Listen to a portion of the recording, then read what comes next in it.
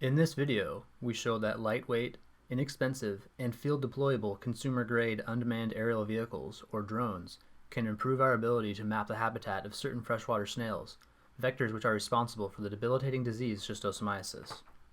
Where this disease is most prevalent, data availability is often poor and satellite imagery is sparse. In these environments, drones are a useful tool for quick, accurate, and low-cost mapping, as well as communication, providing public health officers, land use managers, students, and local villagers with valuable information about parasite infection risk. The life cycle of Schistosoma species worms is complex and alternates between a final vertebrate, often human host, where the adult worms live and reproduce sexually, and an intermediate freshwater snail host where the larval stages of the worms develop via asexual reproduction. The paired adult worms release many barbed eggs which cause internal damage as they move through and exit the body. When these eggs enter the water, they hatch into myricidia, which infect other snails and cause them to begin producing more infective cercari, which can then repeat the cycle and re-enter humans once again. When a person contacts a body of freshwater containing infected snails, parasite larval stages shed by those snails can penetrate the person's skin and enter their bloodstream. People infected with schistosomiasis may develop symptoms including fever, abdominal pain, anemia, bloody urine or stool, and, in severe cases, liver failure or bladder cancer. When children are chronically infected throughout their developmental years, growth stunting and cognitive impairments occur. Although an effective drug exists which cures the patient of the disease, reinfection occurs as soon as people return home. In many schistosomiasis endemic areas, access to developed sanitation infrastructure is typically very limited, with local people unable to avoid behaviors which necessitate water contact. These people visit their local water source daily for everyday tasks, including bathing, laundry, fishing, and, especially for children, playtime. This means that the lifestyle of village residents in schistosomiasis endemic areas exposes them to continual risk of reinfection of the parasite, even with regular drug treatment. Schistosomiasis control programs often seek to efficiently target infected people for mass drug administration programs or snails for mollusciciding, biological control, vegetation removal, or a combination of these and other methods. The efficient allocation of these resources depends on accurately assessing the distribution of snails. We illustrate these concepts with reference to an ongoing large-scale project to enhance control of disease transmission in an area that is hyperendemic for schistosomiasis, the lower basin of the Senegal River. We are currently conducting a longitudinal study of nearly 1,500 schoolchildren from 16 villages located on the shores of the Senegal River and two of its tributaries, the Lampsar and Ngallem rivers, as well as a natural overflow lake, the Lac de Guerre, all of which are near Senegal's northern border with Mauritania. Parasitological data gathered in 2016 to 2017 shows that schistosomiasis prevalence ranges between 42 to 99% for S. hematobium and 0 to 80% for S. mansoni among enrolled schoolchildren.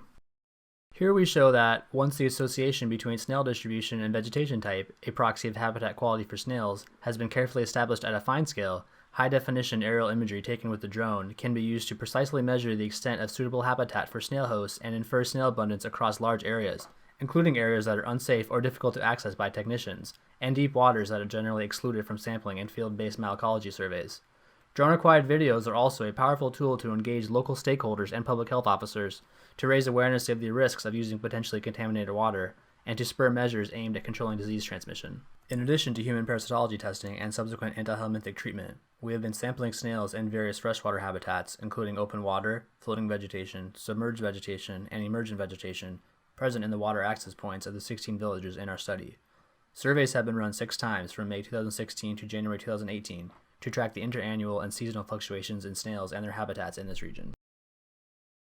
A sampling strategy using randomized GPS points stratified across different habitat types and a high-precision survey-grade GPS unit allowed us to identify the microhabitats and plant species most favored by snail intermediate hosts of schistosomiasis. Through thoroughly recording and weighing the various plants and snails, or lack thereof, at each sampling point, we are now able to accurately estimate snail abundances and density for a given water access location once we know the extent and composition of the plant species present. Beginning in January 2017, we complemented the ongoing malacology surveys with aerial photos and videos taken with a commercial DJI Phantom 4 drone. A single drone operator was able to gather imagery and video at each site without disrupting other field research activities. A flight plan of a series of overlapping drone photos were taken at nadir at each water access point at 20 to 500 meters above ground level. Ground reference points, clearly marked objects, in our case, square pieces of black fabric with red tape and an orange cone at the center point, along with a meter stick for rapid measurements before image processing, as well as their associated GPS points, were deployed at each water access location and used in the production of orthophotos for later photogrammetry analysis. Spatial coordinates of reference points were recorded using a high-accuracy Trimble R1 RTK GNSS. Pixel resolution of drone photos ranged between half a centimeter per pixel at 20 meters above ground level to 20 centimeters per pixel at 500 meters. Open Drone Map, an open-source software solution operated from the command line for producing orthophotos for photogrammetry and mapping, was used to stitch the drone photos together and produce georeferenced, orthorectified maps of the study sites and surrounding areas. This software is free and easy to use, and the maps it produces are ready for classification and analysis. Drone orthophotos were easily imported into ArcGIS software, where these maps were automatically placed directly over the geographic area where the photos were taken. Vegetation types were easily recognizable in these high-resolution maps. Because the maps were orthorectified, georeferenced, and high-resolution, we were able to use ArcGIS and ImageJ to measure visible surface features, compute surface area, and map the fine-scale distribution of different vegetation types at each site. Drone imagery revealed a large amount of aquatic vegetation in both shallow and deep waters surrounding each village's water access point. Water access points are typically cleared of vegetation near shore to make access easier for villagers' household use, such as for collecting water, washing animals, bathing, and laundry. The presence and extent of vegetation was difficult to assess at ground level because of the obstruction of view caused by tall emergent vegetation such as Tifa species and Phragmites species. Guided by drone-acquired aerial images, we speculated that offshore patches of suitable snail habitat might contribute to the observed high infection levels in school-aged children in villages where snails were difficult or impossible to find in the near-shore habitats. During preliminary snail sampling from boats in waters further from shore than is typically sampled, we documented aquatic vegetation infested with schistosome-infected snails, as far out as 90 meters from the shore in waters up to 2 meters deep, suggesting that the influence of infected snails might extend beyond what is easily sampled by technicians wading in by foot.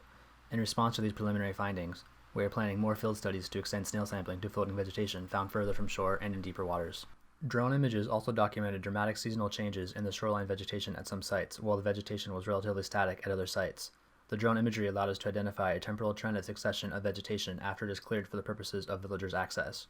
Open water habitat, poor habitat for schistosome-bearing snails in this region, is first recolonized by floating or submerged vegetation, good habitat for snails, which can then become substrate for sprawling, semi-emergent, semi-floating plant species, intermediate quality snail habitat, climaxing with domination of the reed Tifa species or Phragmites species, poor to intermediate quality snail habitat.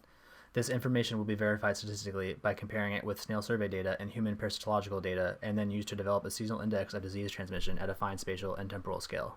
Drone-generated vegetation maps were also used to design vegetation removal experiments and a selection of the study sites.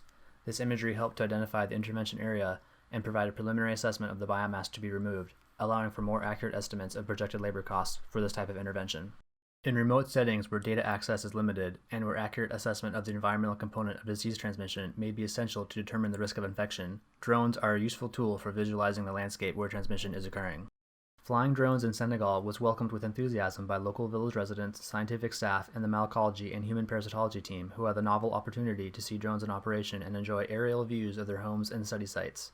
Training local graduate students and technicians to fly drones also improved capacity and offered a first important step towards technology transfer in a country where access to such technology has been limited.